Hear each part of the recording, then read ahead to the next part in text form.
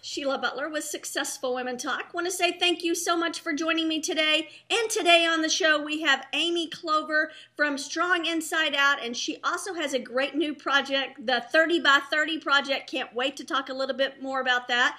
But let's first start, and I want to say welcome, Amy. Thank you so much, Shalia, for having me on here. I'm really excited to be on here today. Well, thank you. I appreciate it. And you are in sunny California. I'm in sunny Texas. So we're kind of, although it's still early, we're enjoying the weather right now. But listen, I was inspired by your story. I follow Srini on Broadcast FM, and I've heard you on there. And I also recently had Bernardo on my show, and I know you've talked with him as well. So yeah. I love your story, and I thought that, it could be so helpful to my listeners as well. So why don't we just jump in and let you tell us a little bit about yourself, your background, and how that got you to where you are today. Okay, so basically I run a site called stronginsideout.com, which is a blend of encouraging you through fitness and positive action to overcome any setback you might come in contact with. So over my life, I've had a lot of setbacks. I grew up with clinical depression and actually obsessive compulsive disorder, and pretty severe cases of both. And I reached a point where I actually didn't feel like living anymore, and I got hospitalized for threatening to take my own life. And I decided, when I had all of my choices taken away from me, that I should start taking advantage of all these choices that I had that I didn't choose to act on. So I decided to turn my life around, and it took years, but through fitness and making those commitments to myself, I did turn my life around. So now I'm helping other people to do that as well. I also have the 30 by 30 project, which you mentioned, which is my tour across North America to bring donation-based boot camps to cities in Canada and America, because that's North America. And I'm also going to be hosting movement meetups to help you create change in your own community. So that's kind of what I'm about. Yeah. Yeah, I love your story, and we'll get into a little bit more of that. But, one thing that you did was, it's hard, and I have found, even for me, and I'm a pretty personable person, but it is tough when you have to put yourself out there and be, less vulnerable and share a true story. And your story was, it's tough. I'm sure it was tough to share. So how did you get past that fear? Because I think that's probably what has helped people connect to you so well. But how did you put it out there? It's funny you say that, because at the very beginning, I just wanted to be a fitness site, and I didn't know what my USP would be. I didn't know how it was going to be different. And so the whole premise of this whole movement and my site is I had been in hiding from the reality of my situation for my whole life. And a good friend of mine who really helped me develop Strong Inside Out said, you have to tell your story. You have to be honest with your audience. Not knowing what my story was, he told me that.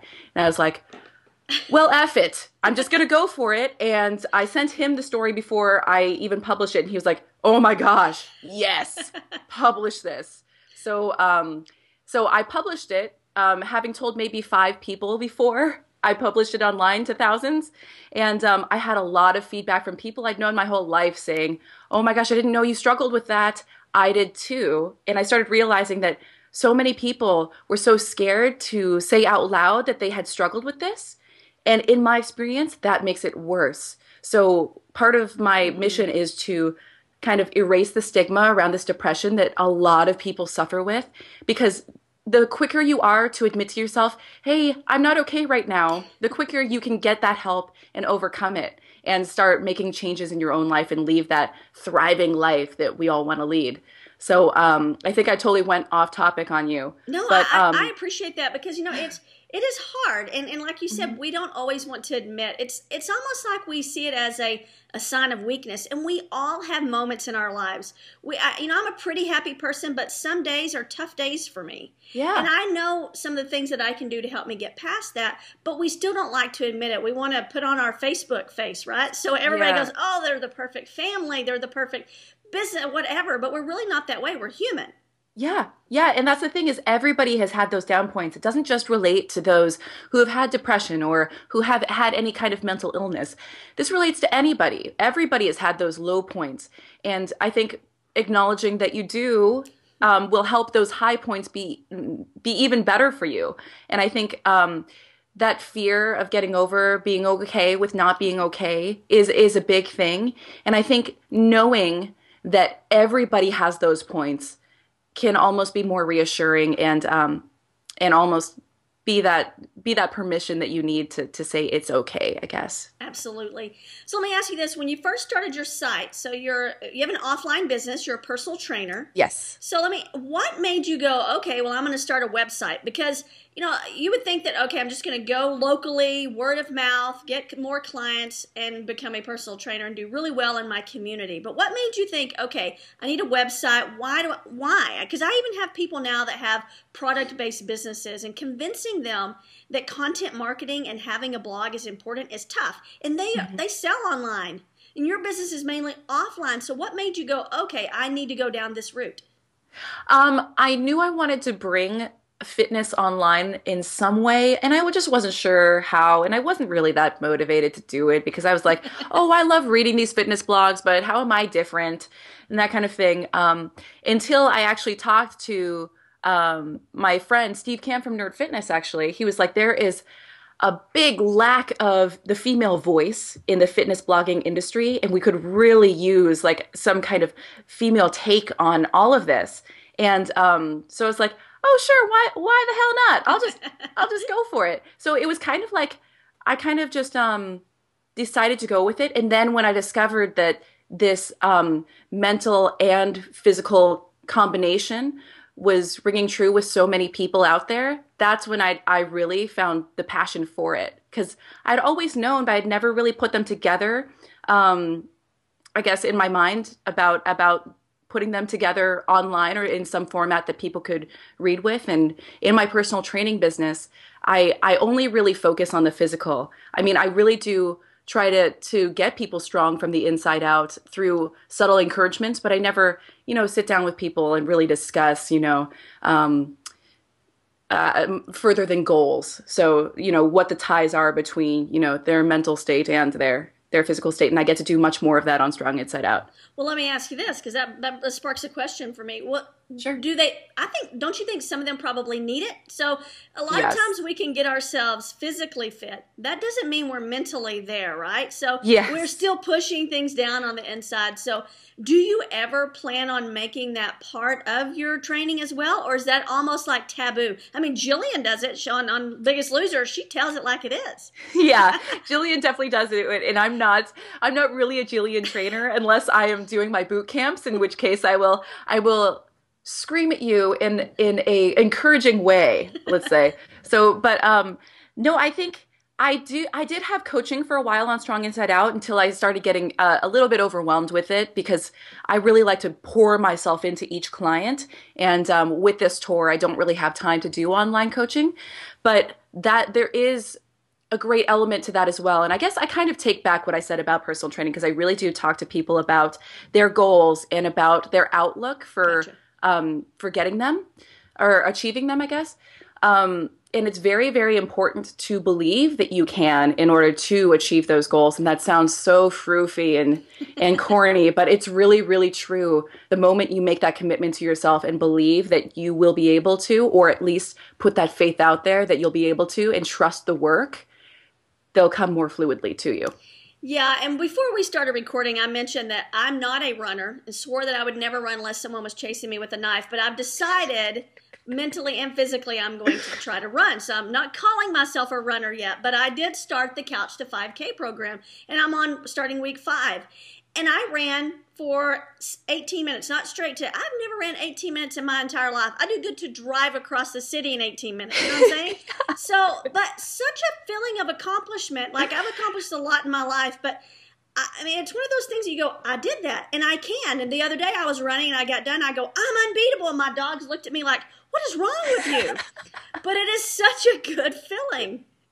Yeah, it is. And that is a humongous accomplishment. Like, kudos to you. That is like 18 minutes from nothing. That's crazy. That's great. It is great. And I do not have someone standing behind me with a knife. But as I continue to the next weeks, I may need that. Exactly. I'll be your virtual knife. That's right. I'll be your virtual shanker behind you.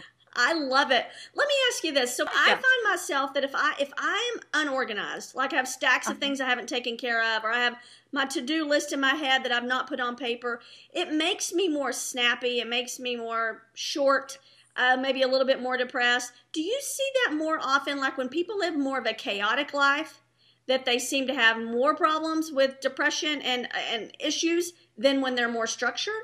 Yes. So it depends on the person. It's completely personal, I guess. But many times, overwhelm is a big, big trigger, I know personally for me with my depression. If I start getting really overwhelmed and I don't have any kind of outlet, say it's, I'm not going to the gym as much or I'm not writing as much, I find that there's nowhere for all that energy to go and it just kind of overwhelms and definitely it comes out in that depression because it's I guess it can be your body's way of saying slow down, stop doing things. It will just mentally kind of slow you down. It'll get you to just to stop doing anything at all, which is a horrible thing. So I think it's really important to definitely have that outlet. And organization can definitely help prevent that overwhelm from happening.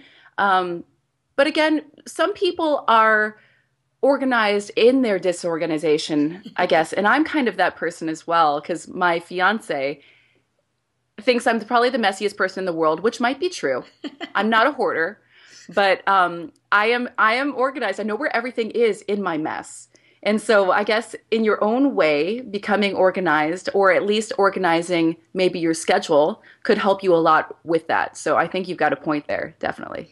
Where do you see the future of, I know, but let's talk a little bit more about the 30 by 30 project, because Sure. then that will lead me into the question I was about to ask. So let's talk about the project. What made you want to do it? I know it deals with your story a little bit, but let's just kind of highlight it a little bit more and tell people what you're going to be doing.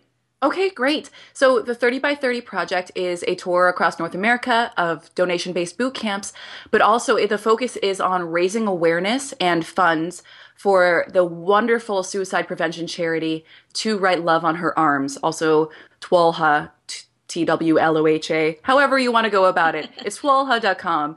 And they're amazing and they appeal directly to those teens and young adults who are going through that struggle. And I know a lot of you out there have probably experienced or have known people who have gone through those really big hormone changes and those teenage and young adult years, like college years, where you just don't know what's happening. And there's probably a point where you felt like just hope was lost. So To Write Love on Her Arm steps in and offers that hope. They're almost like that cool, bigger brother or sister that's like, you know what, buddy, you're going to get through this. I know because I just went through it too. And whatever you need, I'm here for you. So they really spoke to me because they provide events or programs within high schools or colleges of peer support, which is really important instead of that adult support coming down and saying, oh, you'll get through it, just get over it kind of thing. They're there for you. And then they create those support systems that are so important. But these donations will be going directly to them, tax-deductible donations. And also with these movement meetups, I want to basically, my goal for each of these movement meetups is for everybody who comes out, I want them to develop an action plan to leave with so that they can immediately start acting to create change in their own communities.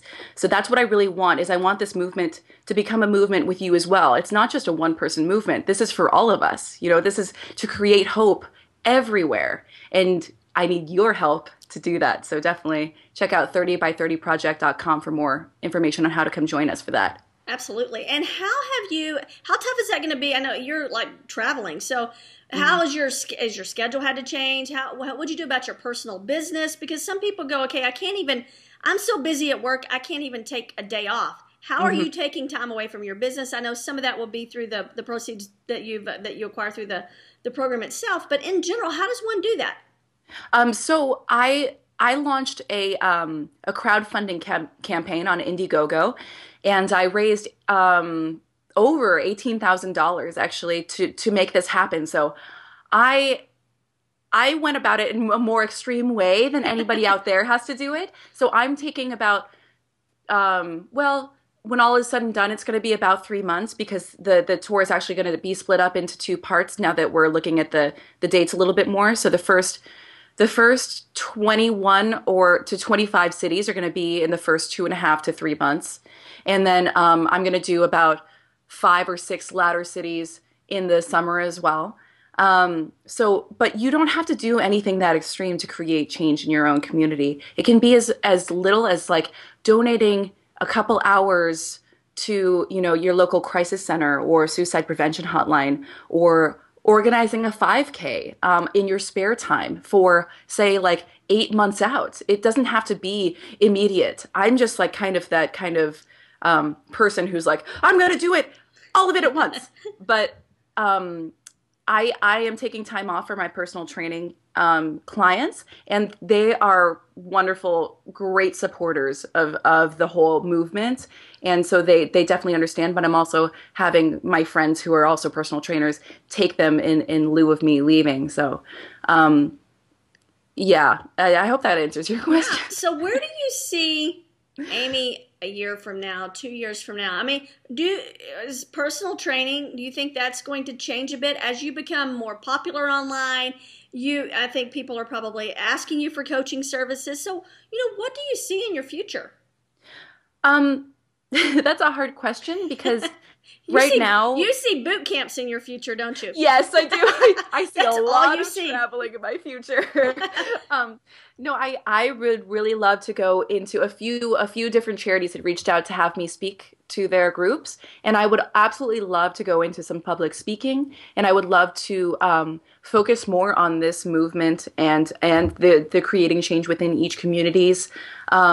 I'm brainstorming quite a few ways to make that more accessible to people who can't come out and things like that. But you know what? I was trying to think of my life without training, and I think I would go crazy town because I need this outlet. It's also, I'm very passionate about training and about the people that I train.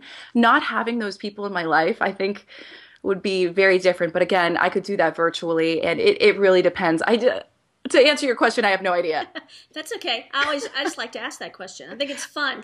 It's a great question. And I asked you, Amy, to be on the show. You're a little bit different from some of my guests, but I loved your story about putting yourself out there. I think that a lot more people need to share their story, and I have people tell me the same thing all the time. You need to open up a bit and share your story, and I do agree with that. But your message of, hey, guess what? I'm depressed and I got over it. It doesn't mean that you have to be stuck in that state. Yes. And it's okay. And I know you did an interview with Chris Brogan. I thought it was a great interview. Same thing. He said, you know what? Sometimes we have crappy days. And we do. As women, men too, but women, we have crappy days sometimes. We're busy. We're overwhelmed. And I think just putting some structure in place and figuring out where you want to be. And I loved that part of your story. Thank you. And also going back to the structure bit, I think when you get into those low states, having structure when you hit those low states is going to be really important as well. In the way of, I guess what I mean to say is know what you're going to do to get yourself out of that state. So acknowledge it and have a plan of attack. So Chris Brogan actually recommended go outside, do anything outside, get outside of your house because the wall starts sinking in on you if you just stay in there and fester in that spot. So go do something. Yeah. So. It's funny because I do a lot of consulting as well with businesses, and some are small businesses, some larger small businesses.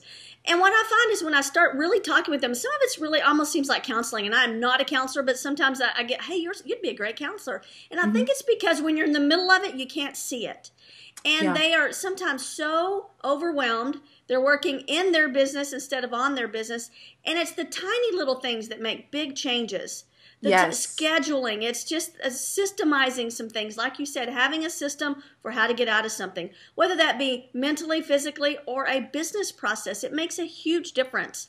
And when you get that off their head, they're like, and it wasn't even that much, but it's like a weight lifted off their shoulders. Yes, and making mini goals along the way to your humongous goals is a great way just not to get, again, into that overwhelmed state. I love it. Hey, listen, if someone wanted to connect with you, where would you want to send them? I would send them to stronginsideout.com, and there you can find out everything about the 30 by 30 project and about my story. And also We have a great community over on Facebook, so facebook.com/stronginsideout, and my Twitter handle is @stronginsideout. Love it. Easy to remember all around. And I'll link all that up in the show notes. Amy, Great. let me ask you this one last question. If someone were in your shoes, maybe feeling a little overwhelmed, depressed, not sure what they wanted to do, thinking that they have an idea to start a business, what advice would you give that person? I would say definitely reach out to somebody like a professional who can help first, because they can help you take the steps to creating your business without sinking into that overwhelm as well. So I think it's really, really important when you're working on something new like a business to work on yourself as well. So really put yourself first. That's very, very important. That's a great question. I love it. Awesome, Amy. Thanks for your time. We appreciate it. Thank you so much. Thanks. Thanks for tuning in to this episode of Successful Women Talk. Listen, a lot of people ask me, Sheila, how did you build a business from 0 customers in revenue to thousands of customers and multi-7 figures within a few short years? Here's the secret sauce. We had great products, excellent customer service, and we leveraged, this is key, we leveraged our systems and processes. If you want to learn more about this or how to reclaim your time, join me over at www.successfulwomentalk.com, and I'll show you how to get the life, business, and customers you want. Thanks so much.